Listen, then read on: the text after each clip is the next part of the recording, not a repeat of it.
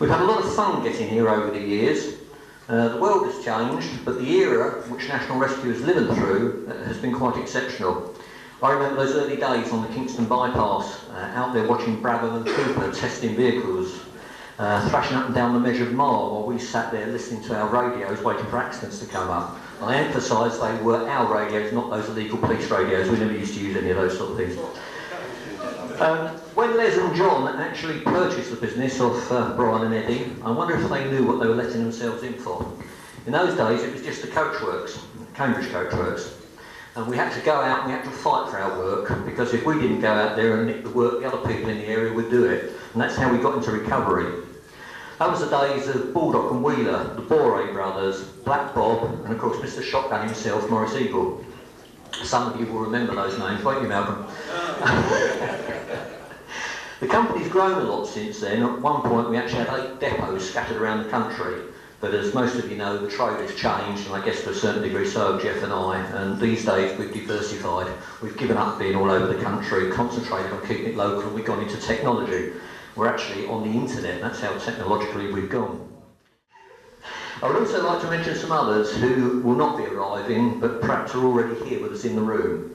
I'm thinking now of dear old Alf, the night controller at Cambridge Coachworks. Many a morning I'd go to a police call out and come back in and enjoy his toast.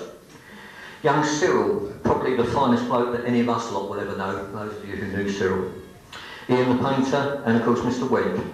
Dear old Mr. Wendt, he'd always wait for his money. Sometimes it would take months and Wally and I would run out of excuses, but eventually we would pay him and he was always happy about it.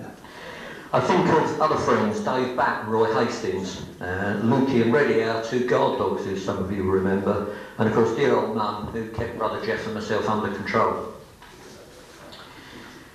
But now for those who did make it, I'd like to thank our friends from the motoring organisations who've come along today, especially my colleagues from the Standards Committee. A special welcome to Brian Hagan, purely simply because not only is Brian a great bloke, but it's also Green Flag's 25th birthday this year. That's got to be worth a mention. Also to Frank McAllister, who's here representing Avro, although at the time some of you will know Frank has been a right thorn in our side, not the other way around. He's always been a worthy opponent, and I now class him as a friend. There have been a couple of people who've been fairly unique, Bob Hunt and Wally Pells especially, because they've been involved in the company for many years and are probably the most constant and stable factors here and kept us going the way we went. Some of the best times in my life have been spent with Alan Poet, and I'm talking about times when we were out there building trucks and doing those impossible recoveries. Steve Langford, probably the finest racing driver the world will ever know. It's just a shame we never got Steve out there racing anything other than the small time. Jaws, you all remember Jaws, I'm sure. He helped us get started years ago. And then lastly, Brian Gasson, who actually holds the record for the record number of dismissals and reinstatements of this company. Despite that, we're still good friends. I always knew in those days that if one of those 4 guys was beside me, there wasn't a recovery we couldn't undertake and do it successfully, and as you know, we did it. John Rogers who's come along today. John Rogers' great claim to fame is many years ago he came to me and he said, "There's no future in this Coachworks business, Andy. What you need to do is invest in more trucks. Recovery is much more profitable than doing repairs and much less aggravation." Presumably he got something right. I'd now like to say something to the girls, Chris and Pat, because both of those over the years have had to put up with the phone calls during the night, they've had to put up with the burnt dinners and all the cancelled nights out. Most of you in this room know what the wives in this industry go through. I think all too often we don't actually take the time to thank them, so thanks to both of you. Lastly, I'd like to make a mention of Bob Blood, wherever he's hiding. Where are you, Bob? There he is. Bob is 70 today. He's our company secretary and he still cooks the books just as efficiently as he did when he was younger. And of course, Brother Geoff who now runs National Rescue, and of course he does it completely differently from the way I did it in my day. The company now actually makes a profit. Will Geoff and I still be here in 25 years' time? I very much doubt it. I think we will have both gone on to other things by then. But if we do, I hope we'll see you all back in this room again. Now, this is a typical example of the now business. Andrew walked up to me and he said, "Frank, you wouldn't mind saying a few words, would you?" I said, "Yes." I was reading a magazine in last Easter. It's to do with the business span. Most businesses fold within 18 months. A small percentage will last perhaps 3 to 5 years, and then there's another percentage which will perhaps last 10 years. For a business to survive actually 20 years plus, it borders almost on a miracle. And the National Rescue Group, fully a miracle, well done, and here's to the next 25. Thank you.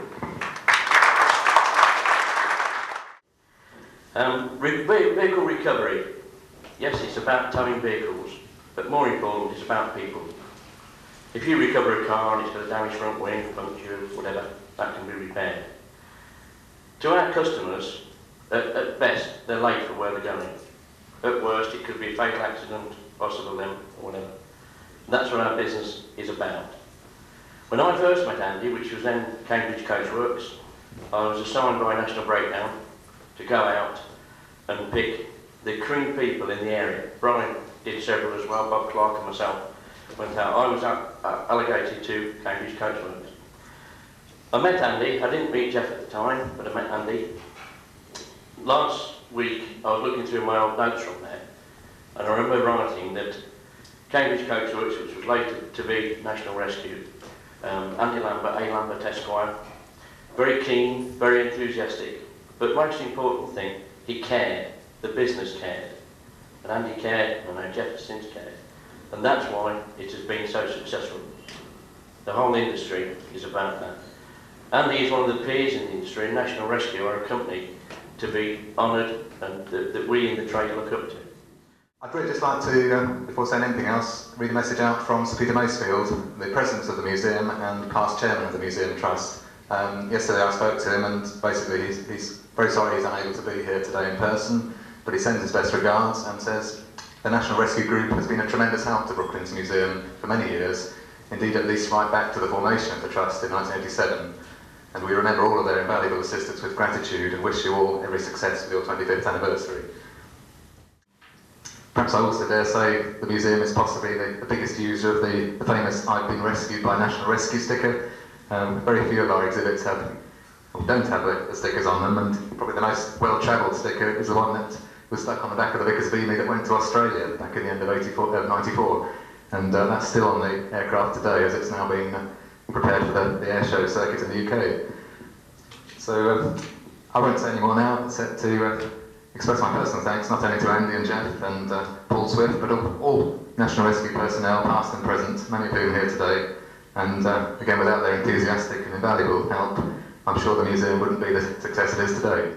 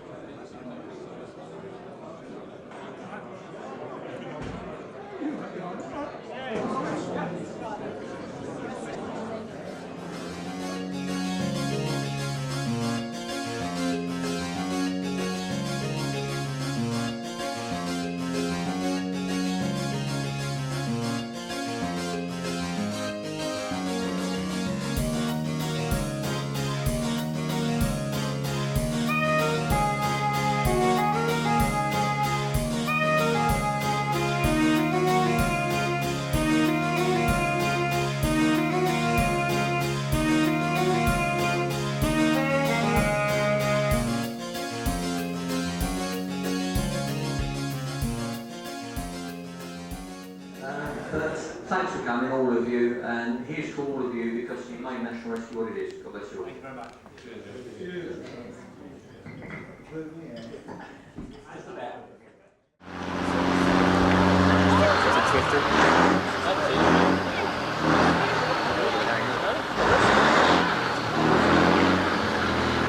That's mine, not yours. Mine.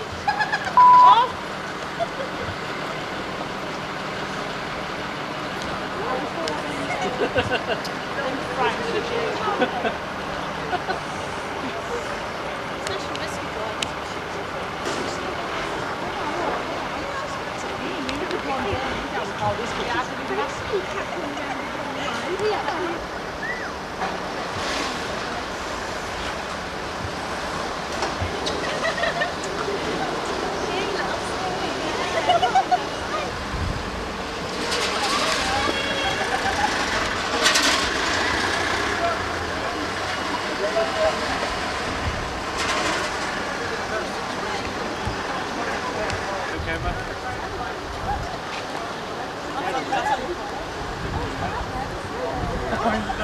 Want me to look at him?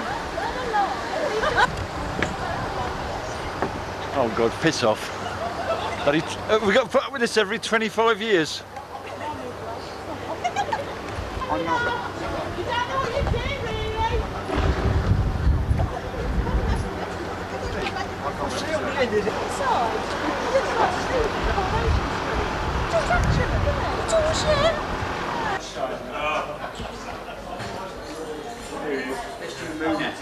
You know what's going to happen now? He's going to trip over that and you'll be on beat. That's it, hang on, not the bald bit. Yeah.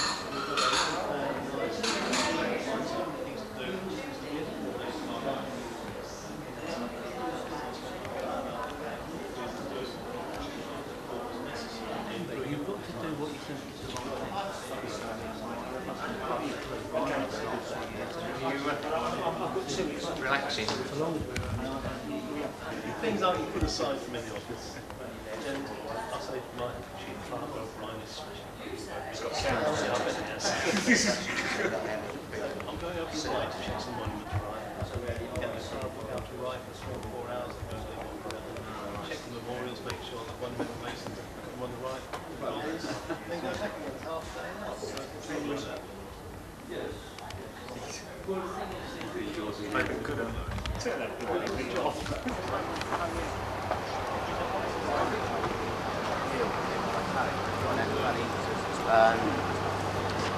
Get out of it. He's got a cargo. He's stretched. He's got that I have on it. What? I know exactly how this works. No, you don't.